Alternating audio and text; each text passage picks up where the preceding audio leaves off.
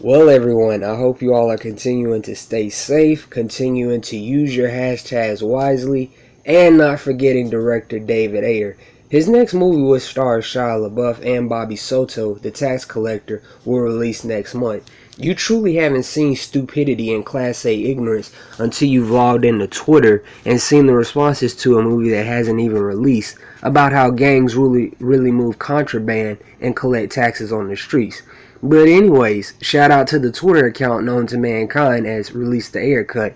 Shout out to everyone that has contributed his or her respective efforts to tweeting the hashtag, regardless of how you feel about Suicide Squad the movie.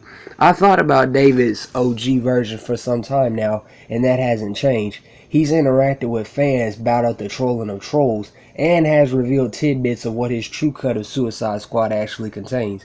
With the Zack Snyder cut of Justice League Victory logged into the history books, we must wonder too, is David Ayer's Suicide Squad going to be a thing as well? I sure believe and hope that it is.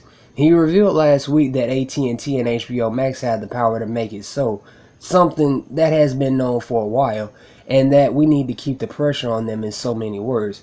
By all means, it sounds as though the OG cut is the same as the assembly cut he referenced on Twitter back in 2018, and that it will only need a little polishing, and from there it'll be good to go.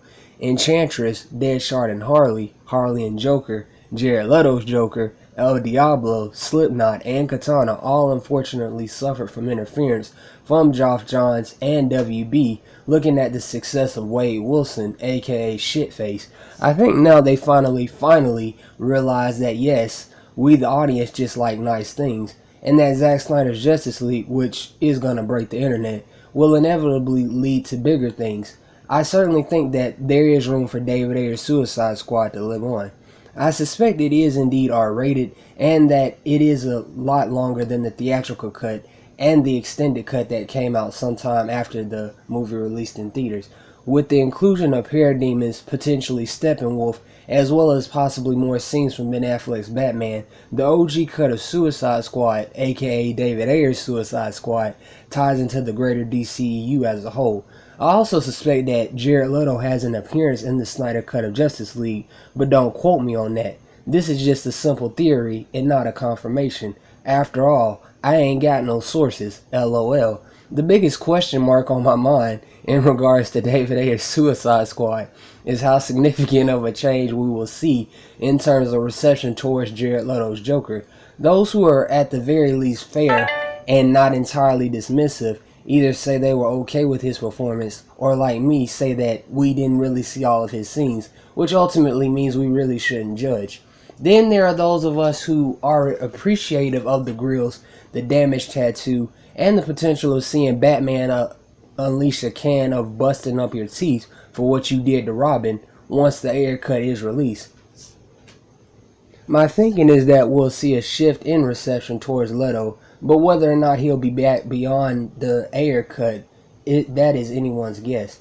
I am hopeful that with the success of the Ayer cut releasing that we also see Gotham City Sirens, directed by David Ayer. The thought of seeing Harley, Poison Ivy, and Catwoman is exciting, but nonetheless, I want him to be able to finish what he started.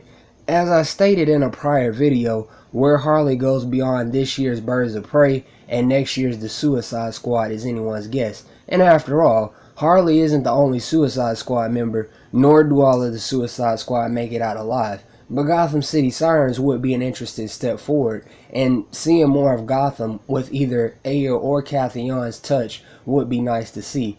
So to you the listener, again, I say do not forget director David Ayer. Do not forget the trials and tribulations of Suicide Squad, the movie franchise that is.